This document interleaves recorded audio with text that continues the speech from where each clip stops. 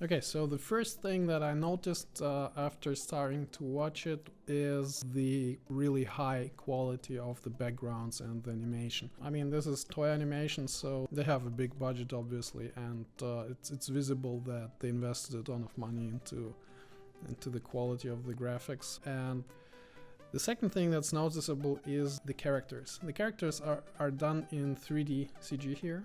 It's done so well. It's also very visible that the characters are done real well. It is still visible that they are 3D and at some points. For example, in the plane scene, when the angle is kind of bleak, you kind of notice that the movement is slightly unnatural. With frontals, it's really not that noticeable. So I think probably this is going to be the future of anime. I mean, if we're realistic, probably 2D animation is going to kind of more or less decline in the long term, because 3D is simply easier and cheaper for the animators to work with. If the quality is good, I mean, maybe that's the way it should be, I don't know. Although of course many people still prefer the old school 2D animation. Actually, I do myself too most of the time. Now the second thing I noticed was that in this anime there's a lot of promotion going on for for the Japanese government, for the Japanese army, also known as SDF, Japanese Self-Defense Forces. Yeah, basically for the whole bureaucracy.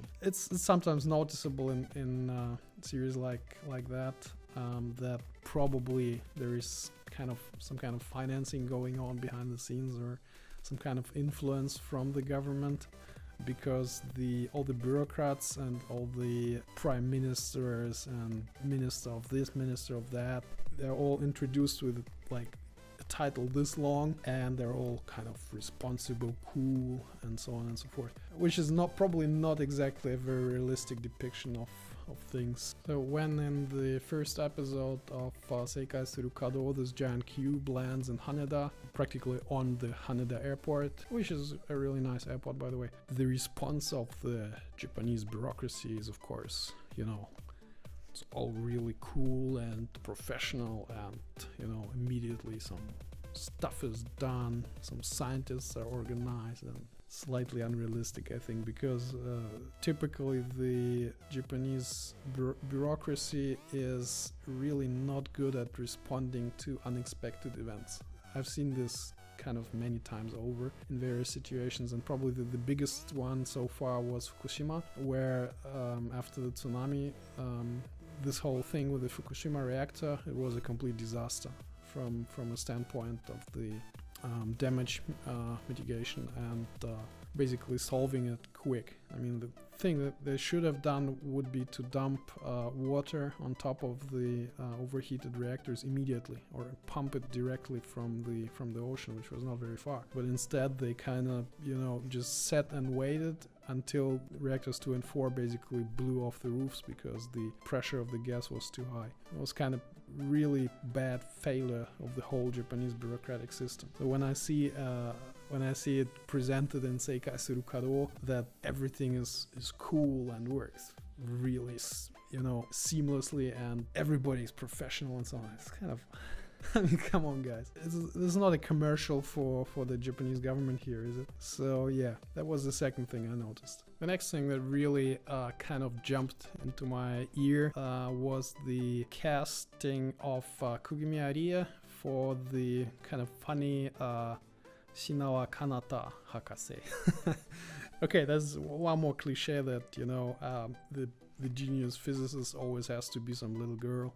It's funny, but Kugimi Aria is obviously famous for her tsundere roles and lots of the kind of angry loli tsunderes, like for example Taiga in Toradora, or Louise in Zero no Tsukaima, which you can see to my left over there. Kugimi Aria is her voice is kind of unique, so it really jumps at you when you hear the character speak. And here it's rather funny because the lines that she says are kind of technical. Doesn't really match her typical character type very well. It's kind of funny. So one more thing that really is kind of difficult to overlook is the cube in Seikaisuru Kado. The cube is really well done. I mean, it's really well animated and complex, but the thing that I notice immediately, because it's kind of a bit of my field of work, is the structure of the cube, and that is a fractal structure, basically called the Koch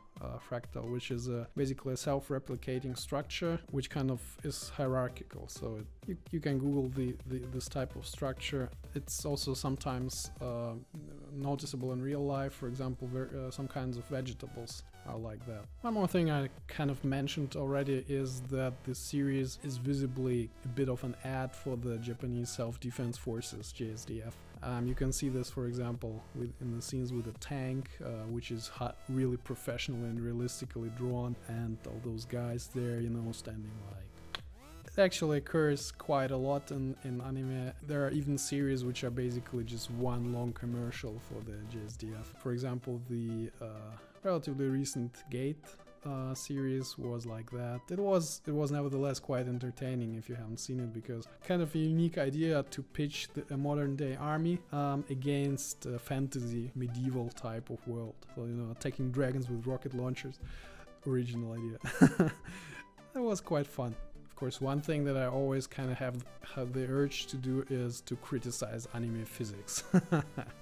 My favorite pastime, yeah. But in this case, it's actually not all that bad. I mean, the scene in episode 00 where they discuss this plating, chrome plating stuff with reducing friction, it's actually fairly realistic. I mean, there are materials which actually behave like that, and there are coatings which reduce friction. It's all fairly realistic, except perhaps for the fact that you can develop some kind of super coating in 30 days, which is of course kind of, no, it doesn't work like that. What I kind of found funny was their approach to try and penetrate the cube by shooting at it with an armor-piercing round from a tank. Then, you know, Shinawa, I think was her name, the Kugimiya girl, she kind of says, "Kami-sama desu." You know, okay, we can't penetrate it with a kinetic armor-piercing round. It's a god. I mean, come on, seriously.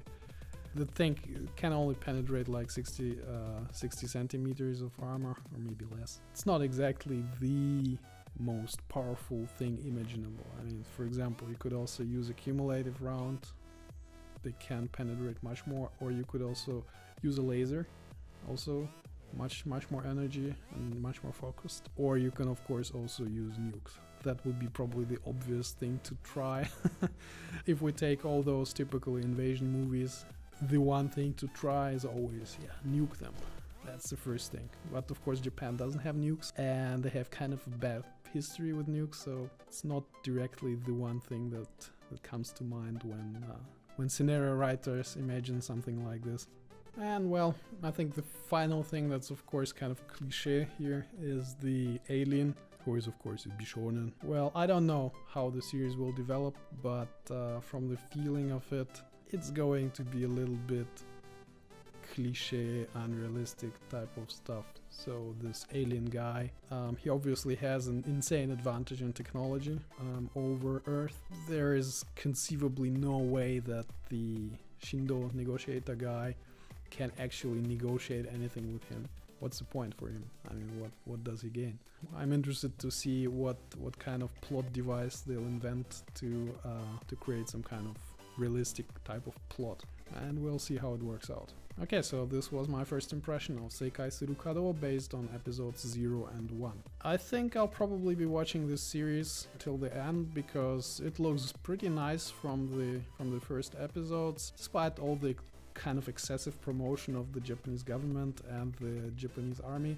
I think it's nevertheless pretty interesting and technically really well done. It's kind of interesting to see how the story will actually develop. At the moment, it's hard for me to imagine how there will be kind of a negotiation between the super aliens and our master negotiator guy.